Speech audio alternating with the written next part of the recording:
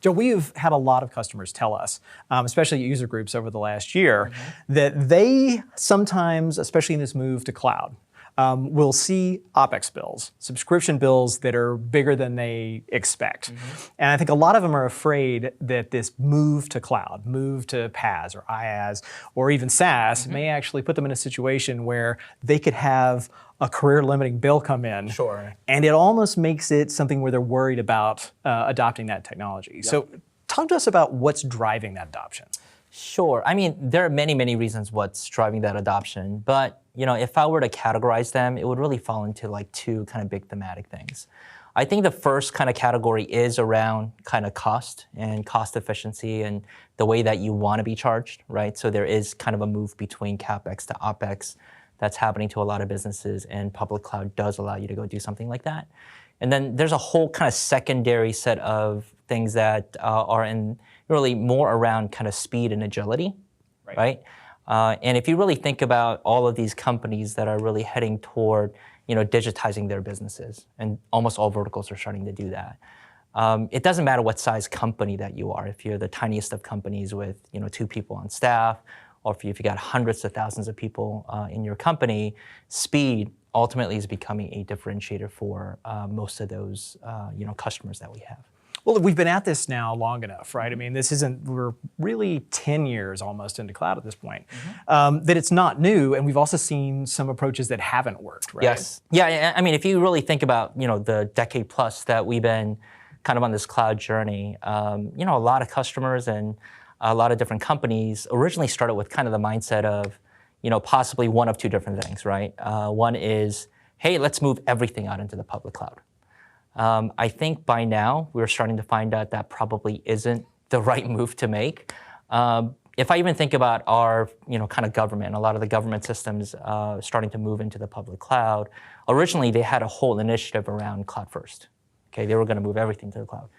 I think what they're starting to find out, and this is why the initiative changed a little bit and how they budgeted changed a little bit, is that they're starting to realize that this whole hybrid IT setup, certain things in cloud, certain things in a data center on-premise, is more of the reality. It's not just part of the journey of going out into the cloud. So most companies are starting to realize, not move everything into the cloud. The second kind of thing that a lot of companies started to do when they didn't want to take that extreme of a stance is to go, well, anything net new that we create is going to be out in the public cloud. And what's interesting about kind of like that whole approach is that, again, depending on the specific product or service that you're trying to deploy, it actually, from a cost perspective, ends up becoming much, much more expensive. So I'll give you an example. So, a couple of years ago, like in the news, there was this whole thing where, Dropbox, basically said, hey, look, we're gonna, migrate some of the stuff that we have out in public cloud. I won't mention which vendor that they use. Because cloud is always cheaper. Oh, yeah, but in this case, it wasn't, right? They started to migrate a lot of that stuff into a data center that they were running. And part of the reason is, if you think about sort of like the cloud bill, right? It's not just about, how much storage you have, what is the CPU that you're utilizing. They actually make it fairly expensive for you to be able to pull information out of the cloud. And for items like Dropbox, where you're putting stuff in, and then you got to retrieve a lot of that, document or Excel file, whatever that you're going to be putting in there, that ended up becoming really, really expensive for Dropbox to host in a public cloud environment. Right. But CTO for SolarWinds, I mean, you are also making these same decisions. So give us an example of something where you had to make that call of use the cloud or host it internally. Yeah. So I think we basically approach it where a lot of the other, I think, companies have, started to come to the realization that this is probably the best method, which is like we're just looking at each situation as a unique situation, right? And so to give you an example, even though we have lots and lots of SaaS kind of products and services that are sitting out there today, and I'll pick one, like the backup service that we have for MSP, that capability, again, much like Dropbox, if we were to host it out into the public cloud, even though it's a SaaS solution, think about it. Like when you put images into the cloud, the public cloud vendor would make that fairly cheap for you to do.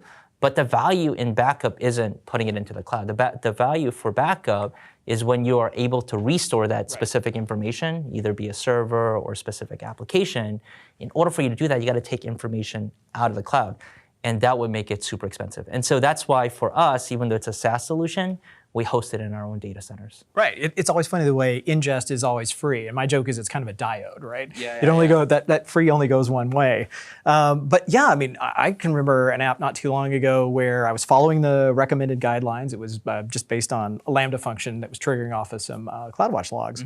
And all of a sudden I started getting incremental charges for key stores and for secret stores. Yeah. And that was a shock. I mean, it was, a few cents here and there, but when you start multiplying it, following those guidelines, it's not really kind of one size fits all. And a lot of times you're just gonna have to experiment to figure out what works best for you. Exactly, and it's one of the reasons why, again, it depends on the research, but if you go out there, it's not uncommon if you're making that first journey out into the public cloud for your bill to be off like upwards of 60%. Right. Okay, not 16%, 60. And that's a surprise because there's a lot of visibility to those first launches. There's a lot of eyeballs on it, and all of a sudden you come out, much higher than you expected. Yeah. So when you actually start taking that journey, again, because that's gonna happen, right? To most people, it ends up happening because that bill isn't again about just storage. It's not about CPU. It's not just about network. There's all these other services that you might be getting as part of that specific cloud vendor, and they're all a little bit different, where it's going to come as a surprise. So I think, to a degree, when you're especially making that first part of the journey, some research is going to, be good, but you're going to get some surprises as well. And so, especially at the initial launch of going into public cloud, I would experiment very, very small because it's going to be off of a small number instead of a very large number. So the expectation from leadership is we want you to experiment. Absolutely. Fail fast. Yes. Just don't fail too huge. Yeah, don't fail like by $1 million or something like that. Yeah, that will not be good for you. So it sounds like there is legitimate fear there. I mean, you could, with the click of a button or more likely an API call, spin up an almost unlimited amount of resources. Yes. That is certainly not the problem in the rack. You're going to be limited to what's actually sitting in the data center. So is that something that just practitioners worry about, that if you're an admin and you're sort of learning how to manage those resources, or is it something that the business worries about too? I think certainly the business worries about it. That's why a lot of times, especially, again, going down the journey of going out into the public cloud, there is a lot of governance related to that, right? Either through sign-off processes through a service catalog or some kind of service request thing. They keep a pretty close eye on it, right? They don't want it to go out of control. And that's why I think from a research perspective, it's pretty important for you to really start small. Again, being off on a small number is not that bad, right? I think, with that said, if you take a step back, it's actually not all that different from what a lot of folks do kind of managing on-prem infrastructure, right? At the end of the day, if you look at the public cloud, in reality, there's servers there, there are network components there, there's storage there. And even with AWS, in reality, they're just running Zen hypervisors, right? It's stuff that you've managed before, on-prem. And I would even go as far as to say that in a lot of ways, you're better equipped than if you had just grown up in the public cloud. Right, like capacity planning is something that you care about because that's how you fit your applications into your three-year burn down on CapEx. Exactly. So think about that capacity management and that capacity monitoring kind of capability in the public cloud, right?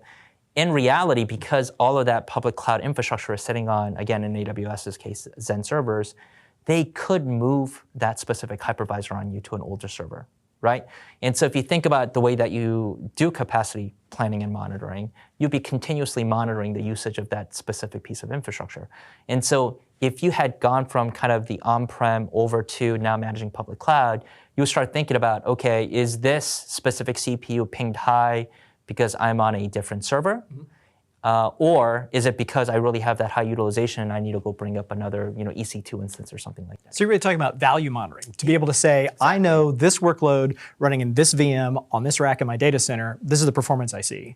And then using monitoring to compare that against a recommended instance configuration, for example, in cloud, and try to figure out how to compare those apples and oranges. Exactly. Think about that use case. It's not something, if you were just growing up in public cloud, that you would even think about doing, right?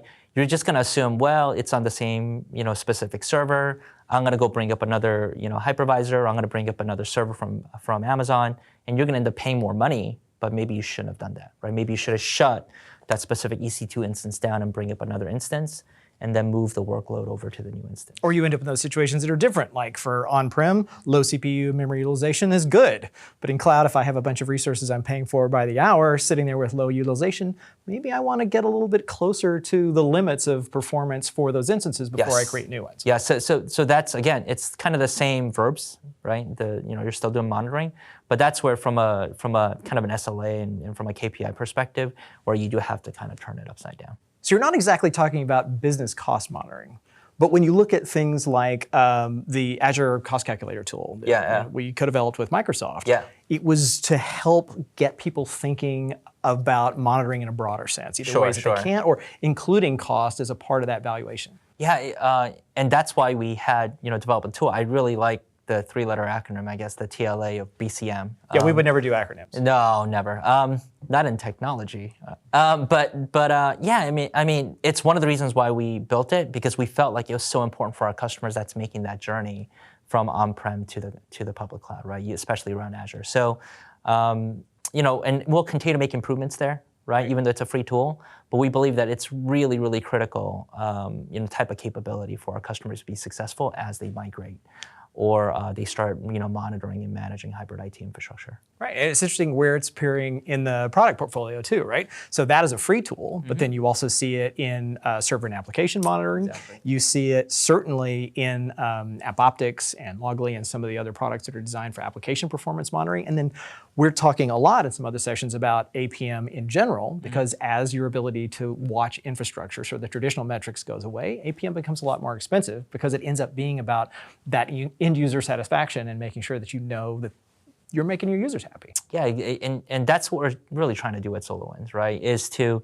listen to our customer base. We understand that they are making this journey, and that's why you are starting to see a lot of this capability, not only from a kind of our on-prem, traditionally on-prem capabilities like SAM, which now we allow you to deploy into Azure or AWS. We fully support that deployment model.